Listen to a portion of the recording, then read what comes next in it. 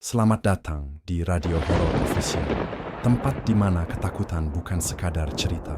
Bersiaplah, karena setiap malam, kegelapan akan berbicara. Nyalakan lampu, atau biarkan kegelapan menemanimu. Tidak perlu lama-lama, langsung saja ke ceritanya.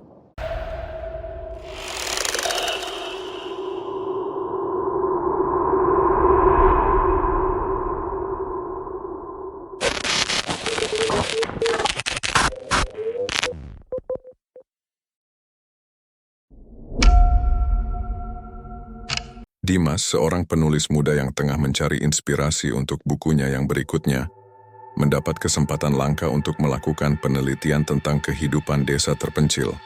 Dimas, yang selama ini lebih dikenal sebagai penulis cerita urban dan misteri, merasa bosan dengan rutinitas kota dan kebutuhan untuk mengeksplorasi dunia yang lebih asing.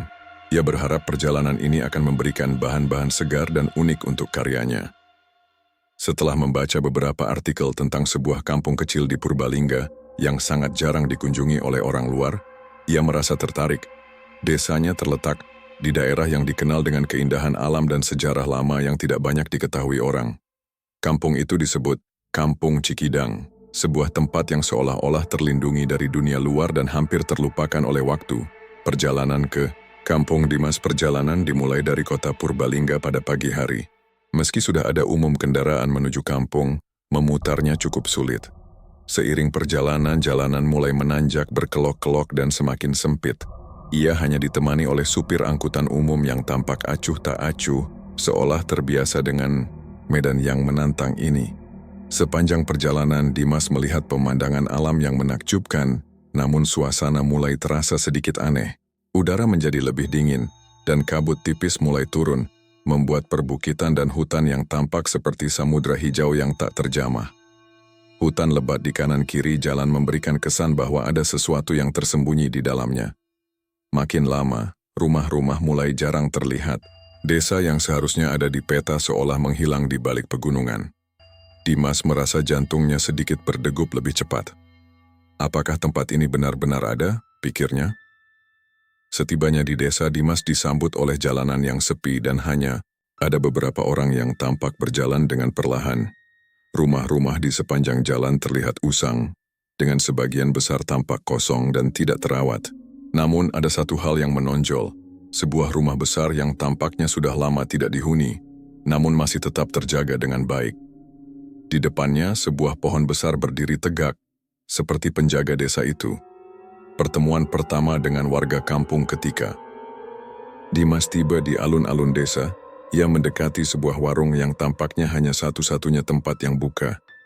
Di sana, seorang lelaki tua sedang duduk sendirian, menyapu meja kayu.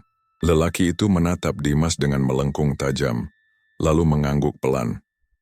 "Selamat datang di Kampung Cikidang," katanya dengan suara berat dan serak.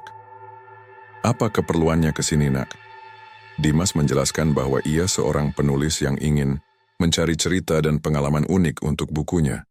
Lelaki itu menatapnya lama, seakan-akan sedang menimbang-nimbang apakah ia harus berbicara lebih banyak atau tidak. Setelah beberapa saat hening, lelaki itu berkata, "Mungkin kamu tidak tahu, tapi desa ini punya sejarah yang tidak mudah untuk dipahami."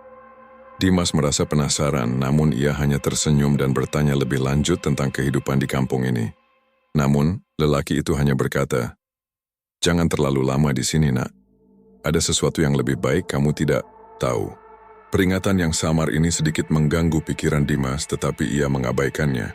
Ia merasa bahwa lelaki itu hanya ingin menghindari pertanyaan yang terlalu dalam. Suasana yang tidak biasa. Setelah berinteraksi dengan beberapa warga lainnya, Dimas mulai merasa ada yang aneh. Banyak dari mereka yang tampak tidak bersuara, hampir tidak ada yang tersenyum, dan beberapa dari mereka bahkan menghindarinya.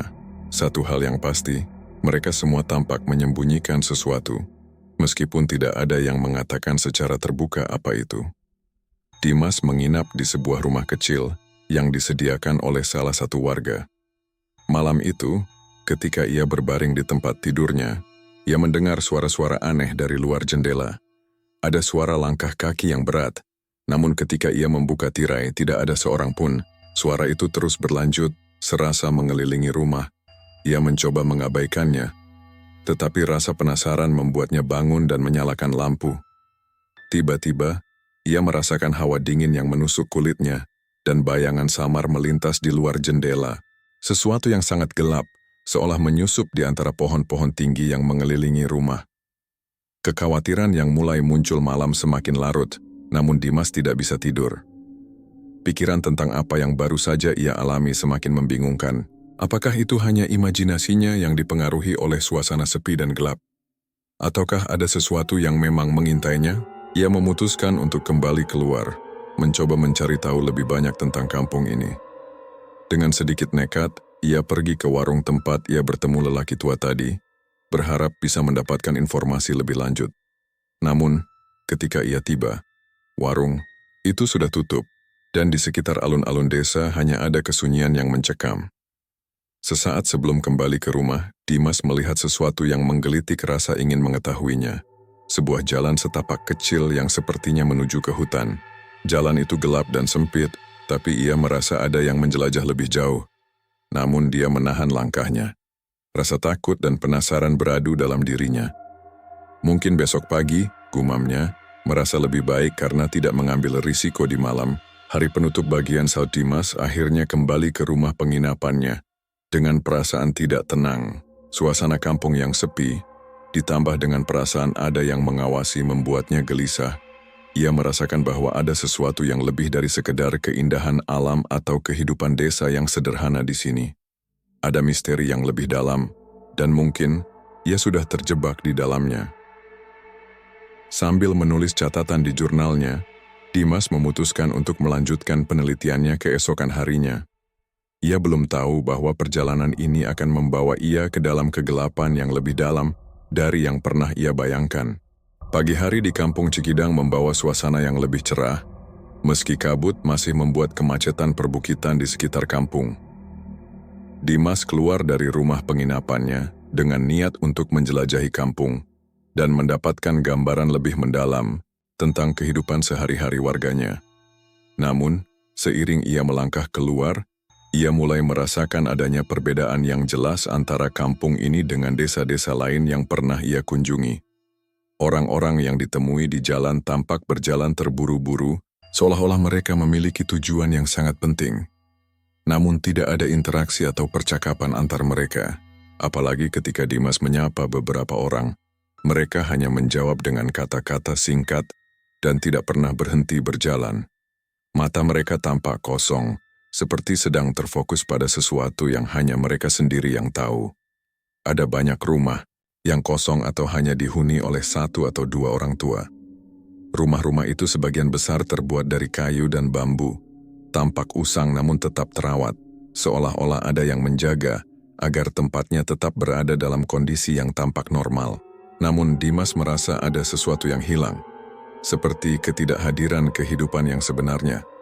Tidak ada anak-anak yang bermain di luar, dan suara aktivitas biasa seperti dari tukang kayu atau petani yang bekerja di ladang pun tak terdengar. Kisah yang dipendam pada siang hari, Dimas mengunjungi warung kecil yang ada di ujung kampung, berharap bisa berbicara lebih banyak dengan warga tentang kehidupan di sini. Di sana ia bertemu dengan seorang ibu tua yang mengenakan pakaian tradisional dan duduk di pojok warung, memandang keluar jendela dengan menghilangnya kosong. Dimas mendekatinya dengan hati-hati, mencoba memulai percakapan. "Bu, saya Dimas. Saya seorang penulis dari kota. Saya sedang mencari cerita atau informasi tentang sejarah kampung ini. Bisa Ibu ceritakan sedikit tentang kampung ini?" Ibu itu memandangnya dengan bingung seolah-olah sedang mencari-cari alasan untuk berbicara. Setelah beberapa saat ia membuka mulut dengan suara pelan namun penuh rasa takut. "Kampung ini bukan tempat yang bisa dimengerti begitu saja," ujar ibu itu, suara serak seperti tertahan. "Ada hal-hal yang sebaiknya tidak ditanyakan. Terkadang ada yang lebih baik tidak diketahui." Dimas merasa ada sesuatu yang aneh dalam kata ibu itu, dan ketidaknyamanan mulai terasa di hatinya. Namun, ia memutuskan untuk bertanya lebih lanjut. "Apa maksudnya, Bu? Apa yang terjadi di sini?" Ibu tua itu menundukkan kepala dan hanya menggigit bibir. Ia mengalihkan pandangannya keluar jendela, seolah takut jika ada yang mendengarnya. Sudah lama sekali kampung ini terbelenggu oleh suatu kutukan. Dulu, ada orang-orang yang mencoba mengubah nasib mereka dengan cara yang salah, dan sejak itu, kampung ini menjadi terkutuk. Dimas merasa ngeri menggelayuti dirinya, tetapi ia juga merasa terdorong untuk menggali lebih dalam. Sebelum ia sempat bertanya lebih jauh, ibu itu berdiri dan berjalan perlahan keluar dari warung tanpa mengucapkan sepatah kata pun. Dimas hanya bisa diam dan menyaksikan kedatangannya, bingung dan penasaran dengan apa yang baru saja ia dengar. Suasana yang semakin mencekam hari demi hari, Dimas merasa semakin terlindungi di kampung ini. Ia mencoba berinteraksi lebih banyak dengan warga, tetapi kebanyakan dari mereka hanya menjawab dengan kata-kata singkat atau tidak menjawab sama sekali. Beberapa kali ia melihat keluarga-keluarga yang tampak tidak utuh, dengan hanya 1 atau 2 orang yang tinggal di rumah besar yang dulu tampak penuh kehidupan. Pada suatu sore, Dimas berjalan di ladang di pinggir kampung, berharap bisa berbicara dengan beberapa petani yang sedang bekerja. Tetapi ketika ia sampai di sana, ladang itu kosong. Tidak ada petani yang tampak sedang bekerja, dan tanah yang biasanya dipenuhi tanaman tampak tak terurus. Hanya ada beberapa pohon besar yang tumbuh liar dengan akar yang mencuat keluar tanah. Ada bau busuk yang menyengat dari tanah tersebut. Siapapun tanah itu sudah lama tidak disentuh oleh pun. Ketika Dimas melihat lebih dekat ke salah satu pohon besar, ia terkejut menemukan sesuatu yang sangat aneh. Simbol-simbol yang terukir pada batang pohon tersebut, simbol-simbol yang tidak ia kenali. Beberapa simbol itu tampak seperti tulisan kuno yang tampaknya berasal dari tradisi yang sangat berbeda, dan sebagian lainnya tampak seperti simbol-simbol yang berkaitan dengan hal-hal gelap dan mistis. Dimas merasa ada sesuatu yang sangat salah dengan tempat itu, namun ia juga merasa bahwa ada rahasia besar yang tersimpan di baliknya. Penutup bagian 2 malam harinya, Dimas merasa semakin tidak nyaman. Semakin banyak ia mencoba menggali lebih dalam tentang kampung ini, semakin banyak hal aneh yang ia temui. Warga tampak enggan berbicara lebih lanjut, dan mereka selalu menghindar ketika ia mencoba bertanya tentang sejarah atau tradisi kampung ini. Di malam yang dingin, Dimas merenung di kamarnya menulis dalam jurnalnya. Ada sesuatu yang tersembunyi di sini. Sesuatu yang sepertinya ingin disembunyikan dari dunia luar. Mungkin ada lebih dari sekadar legenda tentang kampung ini. Aku merasa bahwa mereka semua tahu sesuatu yang aku belum tahu. Tapi aku tidak bisa mundur. Aku harus menemukan kebenarannya. Namun, saat Dimas menulis, ia merasakan hawa dingin yang semakin mengecewakan kamar. Bayangan gelap melintas di sudut-sudut ruangan dan suara bisikan halus terdengar dari luar jendela. Apakah itu hanya angin? Atau ada sesuatu yang lebih jahat yang mengintai di luar sana? Malam itu Dimas merasa lebih terperangkap dari sebelumnya. Sesuatu yang tak tampak namun sangat nyata mulai mengacaukan kampung ini, dan Dimas bisa merasakannya. Ia semakin dekat dengan kebenaran yang mengerikan. Suara misterius di malam hari. Dimas semakin merasa tidak tenang saat malam hari tiba di kampung Cikidang. Ia sudah beberapa kali mendengar suara-suara yang tidak biasa, yang semakin sering terdengar saat ia sendirian. Setiap malam ketika ia duduk di dalam ruangan, suara langkah kaki berat terdengar dari luar, seolah ada seseorang yang berjalan di sekitar rumahnya. Tidak hanya itu, ada pula suara bisikan pelan yang datang dari arah hutan, suara yang begitu halus seolah berusaha mengundangnya. Namun ketika ia membuka jendela atau pintu, tidak ada siapapun di luar. Pada malam pertama, Dimas berusaha mengabaikan suara-suara tersebut, mengira sebagai imajinasinya yang dipengaruhi oleh ketegangan dan kesunyian yang begitu mencekam. Tetapi, ketika suara itu semakin jelas dan intens, rasa takut mulai menguasai dirinya. Kadang-kadang ia merasa seperti ada yang mengamatinya, bersembunyi di balik bayangan pohon-pohon besar yang mengelilingi rumah. Suara bisikan itu semakin lama semakin tidak bisa diabaikan. Kata-kata yang samar-samar terdengar dalam bahasa yang tidak ia mengerti. Di antara suara langkah kaki yang berat itu, suara itu tidak hanya terdengar dari luar tetapi juga kadang muncul dari dalam ruangan, seperti datang dari sudut-sudut gelap yang sulit dijangkau cahaya. Tanda aneh di sekitar rumah. Keesokan harinya, Dimas memutuskan untuk menyelidiki lebih lanjut apa yang terjadi di sekitarnya. Saat ia keluar rumah untuk mencari udara segar, ia melihat sesuatu yang sangat aneh. Daun-daun di sekitar rumahnya tampak terlipat dengan cara yang tidak wajar, seolah-olah ada yang mengaturnya dengan sengaja. Beberapa cabang pohon juga tampak tertekuk ke arah rumah, seolah ada kekuatan gaib yang menariknya ke sana. Di jalan setapak menuju hutan, Dimas melihat bahwa tanah di sekitarnya tampak basah, meskipun tidak ada hujan sejak beberapa hari sebelumnya. Tanah itu juga tampak terkonsentrasi di beberapa tempat, seolah-olah ada sesuatu yang tersembunyi di dalamnya. Begitu ia menginjaknya, tanah tersebut terasa dingin dan lembab, meski matahari bersinar cukup terik. Dimas juga menemukan lebih banyak simbol-simbol aneh yang terukir di beberapa pohon besar yang ada di sekitar kampung. Simbol-simbol itu tampak seperti bekas ukiran yang telah lama ada, namun begitu halus dan rapi, seolah dibuat dengan tangan yang terampil. Beberapa simbol tampak menyerupai gambar-gambar mistis, seperti mata tertutup atau lingkaran yang membelah diri menjadi dua bagian. Pencarian yang membingungkan pagi itu, Dimas mencoba untuk berdiskusi dengan beberapa warga yang lebih tua, berharap mendapatkan jawaban lebih lanjut tentang apa yang ia lihat.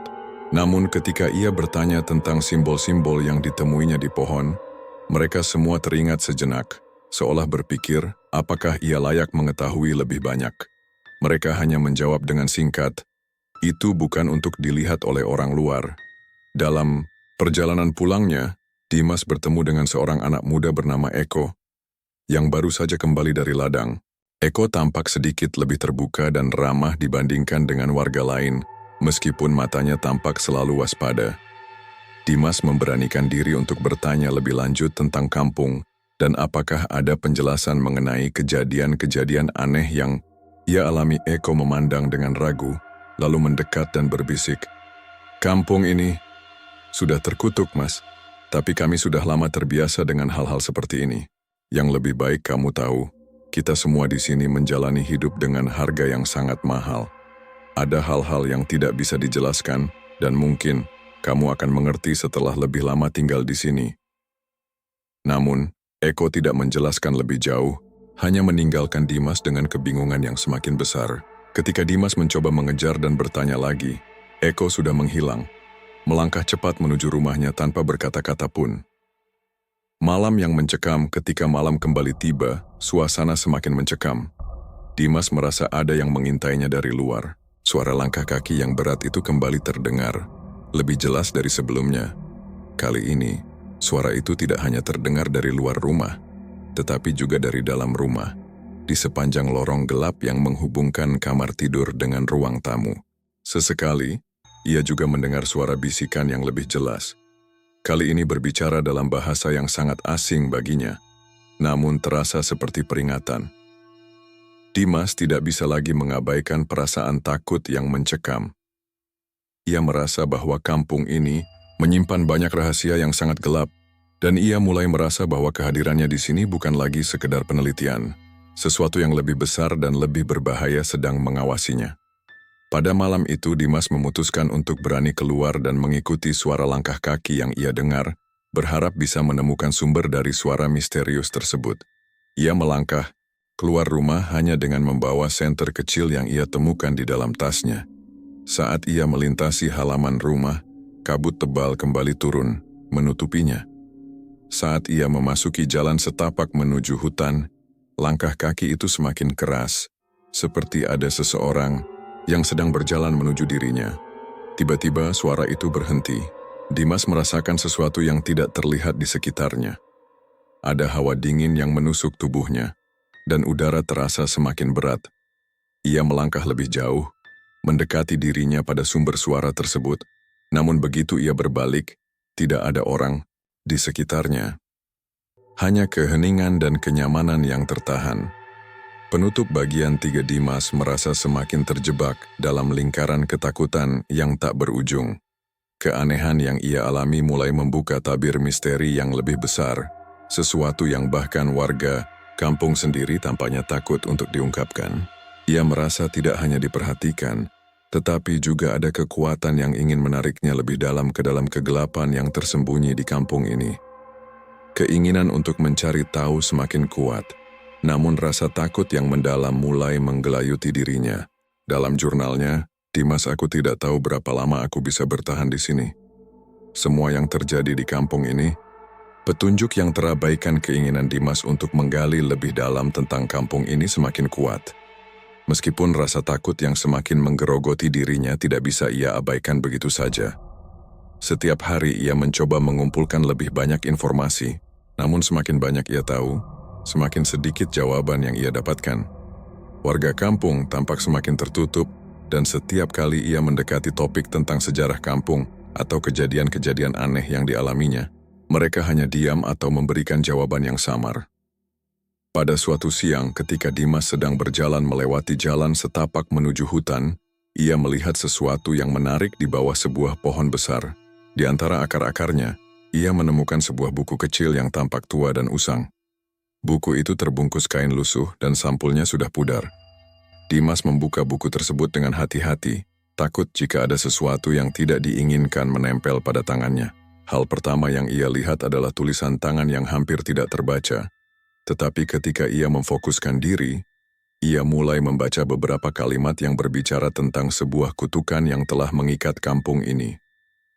Buku itu menceritakan tentang sebuah perjanjian gelap yang dibuat ratusan tahun yang lalu oleh penduduk kampung, yang menginginkan kemakmuran dan kekuasaan. Mereka bersedia mengorbankan sesuatu yang lebih berharga, jiwa mereka sendiri, dalam sebuah ritual yang melibatkan entitas yang tak tampak, entitas yang diberi nama oleh penduduk kampung sebagai Sang Penunggu. Ritual itu tidak hanya memberi mereka kekayaan dan ketenaran, tetapi juga mengikat kampung ini dalam kutukan yang tidak akan pernah terhapus. Setiap generasi berikutnya, warga kampung harus memenuhi tuntutan dari Sang Penunggu yang berupa pengorbanan dalam bentuk darah. Dan semakin lama semakin banyak darah yang harus ditumpahkan untuk menjaga kampung ini tetap makmur. Jika ada yang melanggar perjanjian, kampung ini akan dihancurkan dalam kemusnahan yang tak terbayangkan.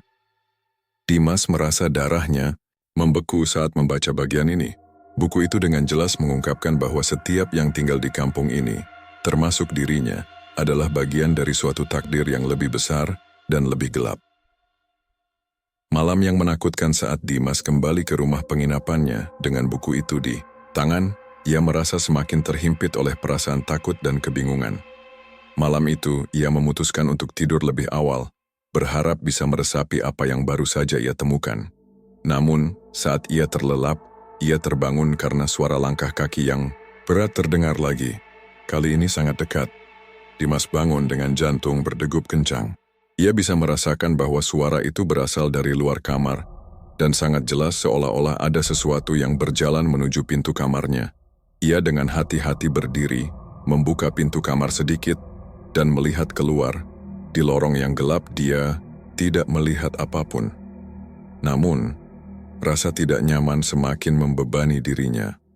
Sesuatu yang sedang diamatinya, ia bisa merasakannya. Dengan perasaan cemas, Dimas kembali ke tempat tidurnya dan berusaha untuk tidur kembali. Tetapi semakin lama, ia semakin merasa terjaga. Seolah-olah ada yang mengintainya di kegelapan. Sekali lagi suara bisikan yang ia dengar sebelumnya terdengar. Kali ini lebih jelas, lebih mendalam, dan terasa seolah-olah datang dari dalam dirinya. Bisikan itu berkata, "Kau sudah terlalu jauh, Dimas. Tak ada jalan kembali." Dimas bersinggungan, namun ia tidak bisa mengabaikan kata-kata itu. Sesuatu yang tak tampak kini semakin menguasai pikiran. Pagi itu Dimas merasa lebih cemas dari sebelumnya, seolah kutukan yang mengikat kampung ini mulai merasukinya. Dan dia mulai merasakan bahwa dia tak lagi hanya seorang pengamat. Ia sudah terjerat dalam suatu takdir yang lebih besar dari dirinya. Pengungkapan sejarah gelap kampung pagi harinya. Dimas pergi menemui Eko, anak muda yang pernah memberikan sedikit petunjuk sebelumnya. Ia merasa bahwa Eko mungkin tahu lebih banyak tentang apa yang sebenarnya terjadi di kampung ini. Dimas memberanikan diri untuk mengungkapkan apa yang ia temui dalam buku tua itu. Eko menatap dengan raut wajah yang sangat serius. Lebih serius dari sebelumnya. Setelah beberapa saat ia menghela napas panjang dan berkata, "Kamu sudah tahu sekarang kan? Tentang kutukan itu, tentang Sang Penunggu." Dimas mengangguk, merasa seperti kehilangan kata-kata. Selama ini kami semua hidup Dalam ketakutan akan perjanjian itu, lanjut Eko, dan kita tak bisa melanggar apapun yang sudah dilakukan oleh leluhur kami. Mereka memberikan segala sesuatu yang mereka punya untuk mendapatkan kehidupan yang lebih baik. Dan kami adalah keturunannya. Setiap generasi harus membayar harga yang sama. Eko menjelaskan bahwa kampung ini mungkin terlihat tenang di permukaan, tetapi di balik itu semua, ada kekuatan yang mengatur segalanya. Setiap generasi harus memberikan korban, tidak hanya dari darah, tetapi juga dari pengorbanan hidup yang lebih mendalam. Jika tidak, kampung ini akan runtuh dalam kegelapan yang tak terbayangkan. Kamu tidak bisa keluar dari sini, Dimas, kata Eko, matanya penuh dengan keputusasaan. Karena mereka datang ke kampung ini, mereka akan menjadi bagian dari takdir ini. Tak ada yang bisa melarikan diri. Penutup bagian 4 Dimas merasa hatinya berat. Ia telah mengungkapkan sebagian besar rahasia gelap yang telah lama tersimpan di kampung ini. Ia mulai menyadari bahwa perjalanan penelitiannya bukanlah sesuatu yang bisa ia selesaikan dengan mudah. Ia telah terjebak dalam sebuah jaring yang telah dirancang sejak zaman dulu. Kutukan yang ada di sini bukan hanya untuk kampung ini, tetapi juga untuk siapapun yang berani menggali terlalu dalam. Malam itu, Dimas merasa lebih takut dari sebelumnya. Ia tahu bahwa ia tak akan bisa kembali ke kehidupannya dulu, dan bahwa apapun yang ada di balik kutukan itu kini mengincarnya. Ia merasa ada yang mengawasinya, dan bukan hanya dari luar tetapi dari dalam dirinya sendiri. Dalam jurnalnya Dimas menulis, "Aku tidak tahu berapa lama aku akan bertahan di sini. Semakin aku mencoba menggali, semakin dalam aku terperangkap. Mungkin aku sudah terlambat untuk melarikan diri. Mungkin mereka yang menunggu itu sudah tahu siapa aku, dan jika aku tak berhati-hati, aku akan menjadi bagian dari kutukan yang lebih besar dari yang pernah kubayangkan." Pencarian yang tak bisa dihentikan Dimas merasa terjebak. Meski segala yang ia temui semakin menambah ketakutannya, rasa penasaran yang mendalam membuatnya tidak bisa berhenti mencari tahu lebih banyak. Setiap hari, ia semakin terperangkap dalam perasaan terlindungi. Seolah ia tidak hanya berada di kampung ini tetapi juga berada dalam sebuah mimpi buruk yang tak bisa ia bangunkan. Di satu sisi ia ingin melarikan diri, namun di sisi lain ia merasa bahwa ia harus menemukan kebenaran yang tersembunyi di balik kutukan ini. Sebuah kebenaran yang bahkan mungkin lebih mengerikan dari yang ia bayangkan. Pada suatu hari Dimas memutuskan untuk mengunjungi rumah seorang lelaki tua yang dikenal sebagai salah satu penjaga kampung. Seorang yang sudah lama tinggal di kampung ini dan dianggap memiliki pengetahuan tentang sejarah dan tradisi kampung. Lelaki itu, yang bernama Pak Arif, dikenal sangat bijaksana namun juga sangat tertutup. Dimas berharap dapat mengetahui lebih banyak dari orang tua itu. Sesampainya di rumah Pak Arif, Dimas disambut dengan sikap dingin. Pak Arif mengamati Dimas dengan tajam dan mencurigakan. "Apa yang kamu inginkan di sini, anak muda?" tanya Pak Arif dengan suara yang dalam dan berat, seolah setiap kata yang keluar dari mulut memiliki beban yang sangat besar. Dimas memberanikan diri untuk bertanya. "Pak Arif, saya ingin tahu lebih banyak tentang kampung ini, tentang sejarahnya, tentang perjanjian yang dibuat oleh leluhur kami. Apa yang sebenarnya terjadi di sini?" Pak Arif merenung lama, memandang Dimas dengan mata yang tampak penuh pengetahuan dan kesedihan. "Kamu ingin tahu ya, tentang kutukan yang mengikat kampung ini? Tentang sang penunggu yang bersemayam di sini?" Dimas mengangguk, matanya penuh harapan. "Baiklah," kata Pak Arif, suaranya berubah pelan menjadi dan penuh penyesalan. "Tapi kamu harus tahu, anak muda, kadang-kadang ada hal-hal yang lebih baik tidak diketahui. Kami semua di sini hidup dengan bayang-bayang yang besar, dan banyak yang sudah melupakan apa yang harus dilupakan." Cerita gelap Pak Arif mulai bercerita dengan suara yang semakin lirih, seolah ia teringat akan sesuatu yang sudah lama terkubur. Ia menjelaskan bahwa pada zaman dahulu kampung ini adalah tempat yang makmur dan sejahtera, tetapi kemakmuran itu diperoleh dengan cara yang sangat kelam. Para leluhur kampung ini telah melakukan sebuah ritual yang sangat berbahaya, sebuah perjanjian dengan entitas yang mereka sebut sebagai Sang Penunggu. Entitas ini menurut Pak Arif adalah kekuatan gaib yang tidak terlihat, namun sangat nyata dan sangat kuat. Untuk mendapatkan kemakmuran, mereka harus melakukan pengorbanan, bukan hanya darah tetapi juga jiwa mereka, yang harus diberikan setiap kali tuntutan entitas datang. Apa yang mereka tidak tahu, lanjut Pak Arif dengan suara bergetar, adalah bahwa kutukan ini tidak hanya akan mengikat mereka, tetapi juga akan mengikat keturunan mereka. Setiap generasi harus membayar harga yang sama, dan jika ada yang melanggar atau mencoba keluar, kampung ini akan hancur. Pak Arif menunduk seolah menyadari bahwa dirinya sendiri tidak bisa lepas dari takdir itu. Saya sudah melihatnya. Saya sudah melihat kampung ini menyaksikan kematian dan kehancuran akibat perjanjian ini. Setiap kali kami berusaha melarikan diri, kekuatan itu datang dan menghukum kami.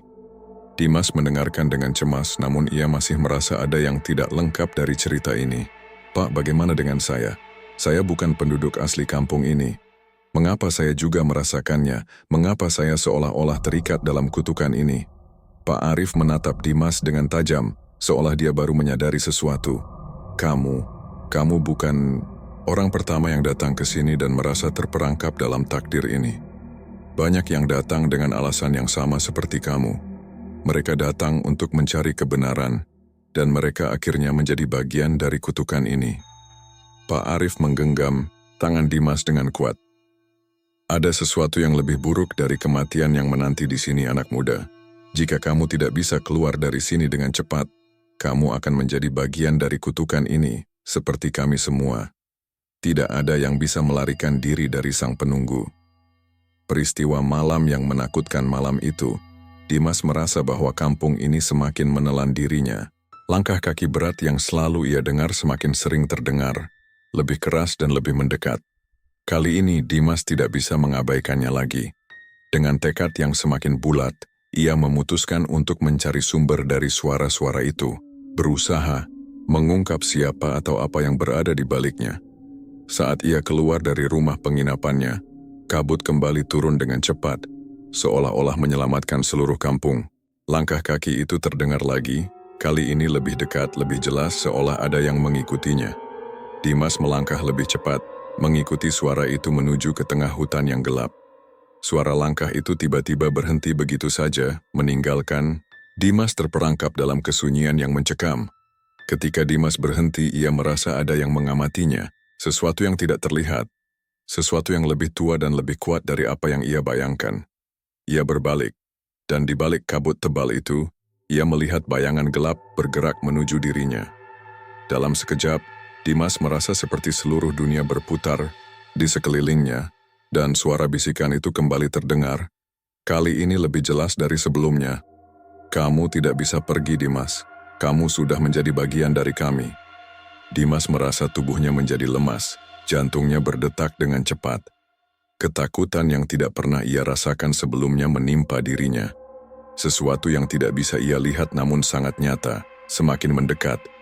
Ia berlari, namun kabut itu semakin tebal penutup bagian 5. Dimas berlari, berusaha keras untuk melarikan diri dari kegelapan yang mengejarnya, tetapi ia merasakan semakin banyak hal yang mengikatnya. Terlepas dari usahanya, ia tahu bahwa dirinya sudah terjebak. Ketakutan yang menggerogoti dirinya kini menjadi kenyataan. Kampung ini bukan hanya sebuah tempat, tetapi juga sebuah jebakan yang tak bisa dihindari. Dalam jurnalnya, Dimas menulis, "Aku tidak tahu berapa lama aku bisa bertahan di sini. Semakin aku mencoba untuk mencari kebenaran, semakin dalam aku pencarian yang hampir berakhir pagi itu. Dimas merasa tubuhnya begitu lelah, baik secara fisik maupun mental. Ketakutan yang terjadi semalam membuatnya tidak bisa tidur sama sekali, dan pikiran dipenuhi dengan suara-suara dan bayangan mengerikan. Ia tahu bahwa ia semakin terjebak dalam kutukan yang menimpa kampung ini. Rasa takut yang begitu kuat membuatnya merasa tidak ada lagi jalan keluar. Namun tekadnya untuk mengungkapkan kebenaran tetap membara. Setelah pertemuan dengan Pak Arif, Dimas merasa bahwa ia hanya memiliki satu kesempatan lagi untuk mencari jawaban. Jika ia tidak menemukan cara untuk menghentikan kutukan ini, ia mungkin akan menjadi bagian dari takdir gelap yang telah melanda kampung ini selama berabad-abad. Dimas memutuskan untuk kembali ke hutan tempat ia mendengar suara langkah kaki itu malam sebelumnya. Ia merasa bahwa itu adalah tempat di mana segalanya dimulai, tempat yang mungkin menyimpan rahasia paling gelap dari semua yang terjadi. Dengan langkah yang lebih pasti dan hati yang dipenuhi ketakutan, ia melangkah menuju hutan, sekali lagi menembus kabut yang mulai turun. Namun kali ini, Dimas merasakan sesuatu yang berbeda. Seolah-olah ia tidak sendirian, dan seolah-olah ada sesuatu yang mengamatinya dengan lebih intens. Jantungnya berdegup lebih cepat, tapi ia terus berjalan, dibatasi oleh dorongan untuk mengetahui apa yang ada di balik kegelapan ini. Pertemuan dengan sang penangguh setibanya di tengah hutan, Dimas berhenti, dan segala sesuatu di sekelilingnya terasa mencekam. Kabut semakin tebal, suara-suara aneh mulai terdengar lagi, bisikan yang tak bisa ia mengerti, langkah kaki berat yang semakin mendekat. Dimas menghela nafas panjang, mencoba menenangkan dirinya, namun ketakutannya semakin meluap. Ia merasa seperti berada di ambang kehancuran. Tiba-tiba seberkas cahaya samar muncul di kejauhan. Itu bukan hal yang biasa. Cahaya itu bergerak dengan cara yang aneh, seolah-olah memiliki kehidupan sendiri. Dimas merasa tertarik untuk mendekati cahaya itu, meski merasa takut semakin menguasainya. Dengan langkah perlahan, ia mendekat, dan saat itulah ia melihatnya. Di depan matanya, di tengah kabut yang gelap, muncul sosok yang tidak dapat ia jelaskan. Seperti bayangan yang kabur, namun begitu nyata sosok itu berdiri dengan postur tegap, tinggi dan misterius. Wajahnya terbalut dalam kabut, tapi Dimas bisa merasakan bahwa itu bukanlah manusia. Ada sesuatu yang sangat tidak manusiawi tentang sosok itu. Sesuatu yang lebih besar, lebih kuno, dan lebih mengerikan dari apapun yang pernah ia bayangkan. Sang penunggu, Dimas berbisik, meskipun suaranya hampir tidak terdengar.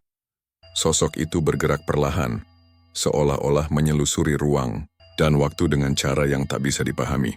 Kemudian suara itu muncul, suara yang berasal dari dalam dirinya sendiri, namun juga dari sosok itu. Suara yang penuh dengan kekuatan gelap, suara yang menggetarkan jiwa. "Kau sudah datang jauh, Dimas." Suara itu berkata dengan nada yang dalam dan berat, namun tak ada yang bisa menghindari takdir mereka. Dimas merasa tubuhnya kaku, tetapi ia berusaha untuk tetap berdiri tegak. "Apa yang terjadi di sini? Apa yang ingin kalian ambil dari kami? Mengapa kami harus membayar harga seperti ini?" Sosok itu tertawa, namun tawa itu terdengar seperti suara banyak makhluk yang saling berbicara. "Harga? Harga yang sudah ditetapkan oleh leluhurmu dan yang akan terus dibayar oleh keturunanmu. Setiap darah yang tertumpah adalah bagian dari takdir yang tak bisa dihindari. Kampung ini dan semua yang ada di dalamnya adalah milik kami. Kami adalah penjaga ini." Dimas merasa keringat dingin mengalir di tubuhnya, namun ia tak bisa berhenti bertanya. "Apa yang harus kami lakukan? Apa yang harus saya lakukan agar ini berhenti? Aku tidak ingin menjadi bagian dari kutukan ini." Sang penunggu mengangkat tangan yang panjang dan kabut di sekitar mereka semakin menebal, seolah menelan mereka dalam kegelapan. "Ada satu jalan, Dimas. Satu-satunya jalan untuk menghentikan kutukan ini adalah dengan mengorbankan nyawa mereka yang terikat pada kutukan ini. Kamu tahu siapa yang harus melakukannya?" Dimas merasa jantungnya hampir berhenti berdetak. Saya harus mengorbankan diri saya?" Sang penunggu mengangguk pelan, namun gerakannya begitu lambat, seolah-olah waktu berhenti. "Ya, hanya dengan pengorbananmu kutukan ini bisa berakhir. Namun ada harga yang harus dibayar. Tidak ada yang bebas dari perjanjian ini." Pilihan yang tidak bisa dihindari. Dimas merasa seluruh tubuhnya bergetar. Suara bisikan itu menguat, semakin menggema dalam dirinya. Sesuatu yang gelap dan kuat mulai mengambil alih pikiran. Ia tahu bahwa apa yang ia hadapi bukan sekadar makhluk gaib. Ini adalah bagian dari sesuatu yang lebih besar dan lebih mengerikan daripada apapun yang bisa ia pahami. Namun, di balik rasa takut yang menguasai dirinya, Dimas merasa ada pilihan yang harus diambil. Perjuangannya selama ini, keinginannya untuk mengungkap kebenaran, semuanya membawanya ke titik ini. Ia harus memilih, terus terjebak dalam kutukan ini atau mengorbankan diri untuk menghentikan semuanya. Tetapi apakah pengorbanan itu akan benar-benar mengakhiri kutukan? atau justru akan membawa kehancuran yang lebih besar? Dimas memejamkan matanya sejenak, merasakan beratnya pilihan yang harus diambil. Ketika ia membuka matanya, sosok sang penunggu menghilang dalam kabut, meninggalkan Dimas sendirian di tengah hutan yang sunyi. Penutup bagian nan dengan perasaan terhimpit oleh pilihan yang tidak bisa dihindari. Dimas berdiri di tengah hutan, memikirkan nasibnya. Dalam kebingungan yang mencekam, ia tahu bahwa keputusan besar sudah berada di hadapannya. Kutukan ini tidak akan selesai tanpa pengorbanan, dan ia tahu bahwa pengorbanan itu mungkin menjadi miliknya. Namun, apakah ia bisa menerima kenyataan itu, atau akankah ada jalan lain yang bisa mengubah takdirnya? Dalam jurnalnya, Dimas menulis, "Aku merasa terperangkap dalam lingkaran yang tak bisa aku pecahkan. Apa yang akan terjadi jika aku mengorbankan diriku? Apakah ini benar-benar jalan untuk menghentikan kutukan ini, atau justru akan membawa kehancuran yang lebih besar? Aku tidak tahu berapa lama aku bisa bertahan, tapi aku tahu satu hal. Kutukan ini tidak akan selesai sampai ada yang membayar harga yang sangat tinggi." Malam yang menentukan malam itu, Dimas merasakan ketegangan yang luar biasa. Setiap langkahnya terasa berat, seperti terikat oleh takdir yang tidak bisa dihindari. Ia menghabiskan berjam-jam berjalan di sekitar kampung, merenung, mencoba mencari jawaban atas semua yang telah terjadi. Hatinya dipenuhi oleh pertanyaan besar. Apakah ia benar-benar harus mengorbankan dirinya untuk menghentikan kutukan ini? Apakah ada jalan lain? Atau akankah ia menjadi bagian dari takdir yang gelap ini? Kabut mulai turun lebih tebal dari sebelumnya. Suasana di kampung ini semakin suram, dan Dimas merasa semakin terlindungi. Tidak ada yang tampak normal lagi. Bahkan, udara terasa berat, penuh dengan ketegangan yang tidak bisa dijelaskan. Dalam pikiran, suara bisikan sang penunggu terus menggema, mengingatkan Dimas akan pilihan yang harus ia buat. Ketika malam semakin larut, Dimas memutuskan untuk kembali ke tempat yang paling ia hindari, hutan di mana ia pertama kali berhadapan dengan sang penunggu. Namun kali ini ia tidak datang untuk melarikan diri atau menghindar. Ia datang untuk menghadapi takdirnya. Tanda-tanda pengorbanan sesampainya di tepi hutan, Dimas berhenti sejenak. Ia merasa tubuhnya kaku, seolah setiap serat dalam dirinya meronta untuk mundur. Namun ia tahu ini adalah jalan satu-satunya yang tersisa. Ia harus memilih antara menyerah pada ketakutan yang menimpa dirinya atau menghadapi konsekuensi yang lebih besar lagi. Di antara pepohonan yang menjulang tinggi, ia mendengar suara yang mulai membangkitkan rasa takut yang mendalam, suara langkah kaki yang perlahan mendekat. Kabut semakin tebal, dan di baliknya, Dimas melihat sosok itu lagi, sang penunggu. Kali ini, sosok itu lebih jelas dari sebelumnya. Berdiri tegak di hadapannya, dengan wajah yang seolah tak terlihat, namun penuh dengan aura kekuatan yang sangat besar. "Kamu datang," suara sang penunggu menggema, dan Dimas merasa seluruh tubuhnya bergetar. "Kamu akhirnya datang untuk menyelesaikan apa yang sudah dimulai. Inilah saatnya." Dimas merasa kakinya melemah. "Apa yang harus aku lakukan?" tanyanya dengan suara gemetar. "Setiap perjanjian memiliki harga, Dimas," jawab sang penunggu dengan suara yang penuh kebijaksanaan dan ancaman. "Harga yang harus dibayar adalah hidupmu. Kematianmu akan menghentikan kutukan ini, dan kampung ini akan bebas. Tetapi kedamaianmu, tidak ada jalan kembali." Kesadaran yang menghantui Dimas menatap sang penunggu, dan meskipun ketakutannya semakin menguasai dirinya, ia merasa ada sesuatu yang lebih dalam yang mengikatnya pada takdir ini. Sebuah pengorbanan yang jauh lebih besar dari dirinya sendiri. Seiring dengan keputusan yang semakin mendekat, Dimas merasa seolah-olah ia telah dipilih sejak lama untuk melaksanakan takdir ini. Namun sebelum ia dapat mengucapkan kata-kata terakhirnya, sekelebat bayangan muncul di hadapannya.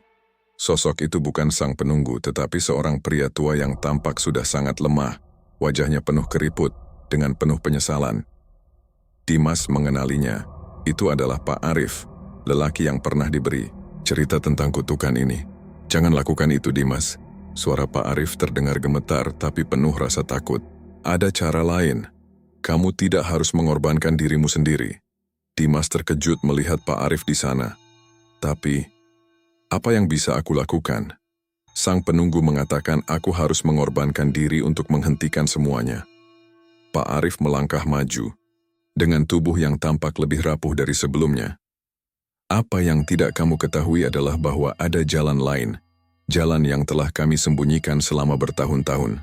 Pengorbananmu memang akan menghentikan kutukan, tapi itu hanya sementara. Kutukan ini akan muncul lagi di generasi berikutnya, dan akan ada pengorbanan lain yang harus dilakukan. Dimas memikirkannya, bingung.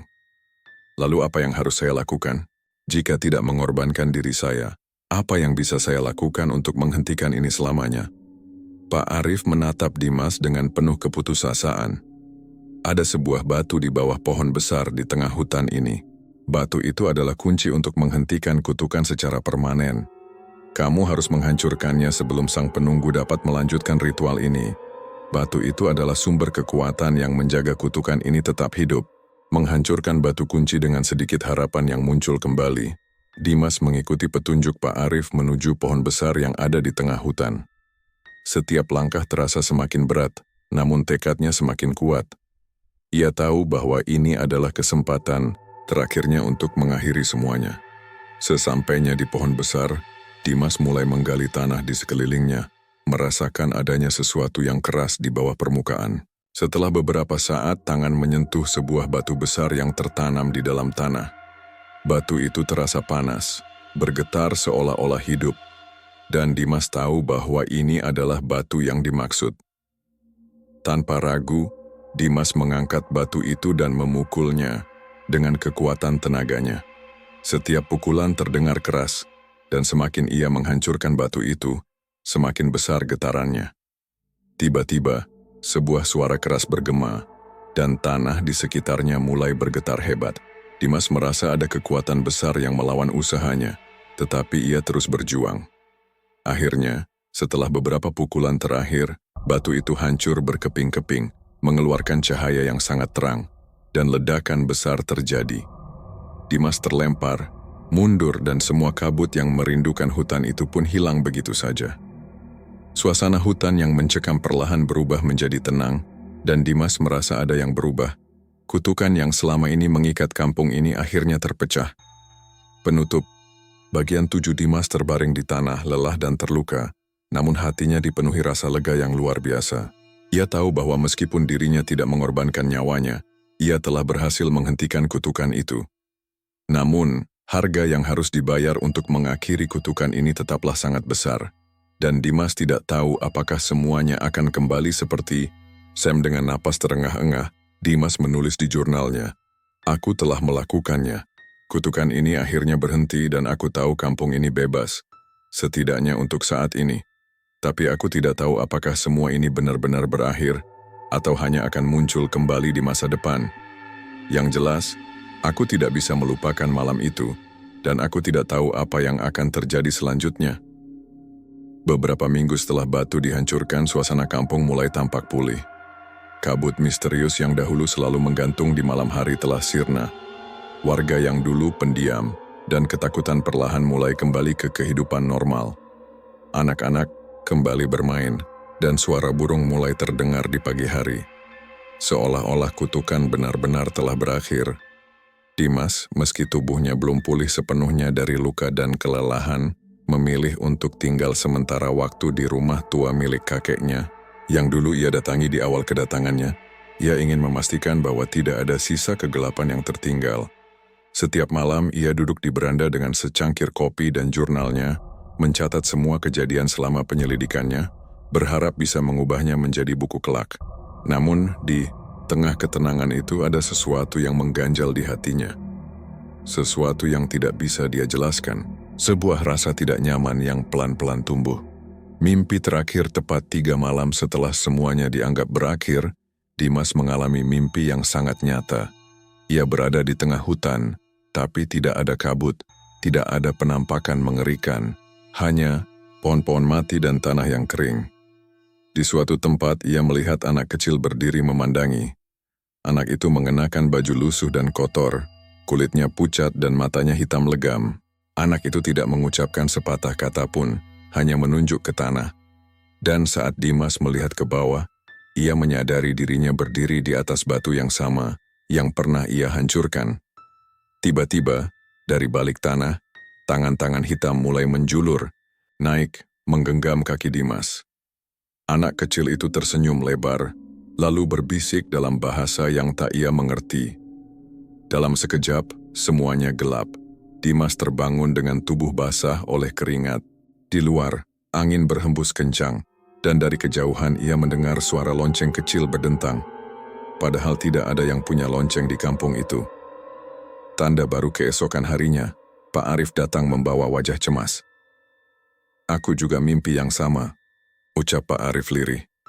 "Bocah itu, dia anak dari salah satu penduduk yang hilang di masa lalu. Ia dikorbankan dalam ritual pertama. Mungkin, batu itu bukan satu-satunya sumber kekuatan." Dimas menjawab, sebuah pemikiran mengerikan yang dituangkan ke dalam pemikirannya, bahwa mereka hanya menghancurkan satu segel, bahwa ada lebih banyak rahasia dan perjanjian gelap yang disembunyikan oleh para leluhur kampung ini.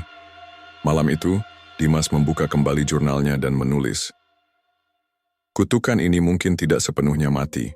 Ia hanya tertidur, menunggu waktu untuk bangkit lagi. Dan jika itu terjadi, aku harus siap." Penutup. Warisan yang tertinggal beberapa tahun kemudian. Buku karya Dimas terbit dengan judul Anak Kabut, Kesaksian dari Kampung Terlarang. Buku itu menjadi kontroversial dan menarik perhatian peneliti spiritual dan paranormal. Namun kampung itu kini sepi kembali. Banyak yang pergi. Rumah-rumah mulai ditinggalkan. Bahkan Pak Arif menghilang secara misterius tanpa jejak. Suatu hari, seorang pembaca muda dari Jakarta datang untuk menyelidiki kisah itu. Ia menemukan rumah tua Dimas kosong dan berdebu. Di dalamnya hanya ada satu benda, jurnal terakhir Dimas, terbuka di halaman paling akhir dengan tulisan, "Jika kamu membaca ini, berarti aku gagal. Jangan teruskan penyelidikan ini, karena setiap yang menggali masa lalu sedang menggali lubangnya sendiri." Itulah kisah kelam dari sebuah kampung terpencil di Purbalingga, di mana kutukan lama belum benar-benar mati. Ia hanya tertidur, menunggu waktu, dan menunggu jiwa baru untuk dibangkitkan kembali. Jika kalian suatu hari lewat kampung yang sepi di Purbalingga, dan melihat kabut turun saat belum waktunya, mungkin saja itu bukan kabut biasa. Jangan lupa, horor bukan hanya soal cerita, tapi tentang bagaimana kita melihat dunia di sekitar kita dan bertanya, apa yang sebenarnya tinggal di balik gelapnya malam. Terima kasih telah mendengarkan cerita ini sampai akhir. Kalau kalian suka cerita ini, jangan lupa like, komen kisah seram favorit kalian, dan tentu saja, subscribe channel Radio Horor Official, karena masih banyak kisah gelap lainnya yang akan kami bisikkan. Sampai jumpa di malam berikutnya.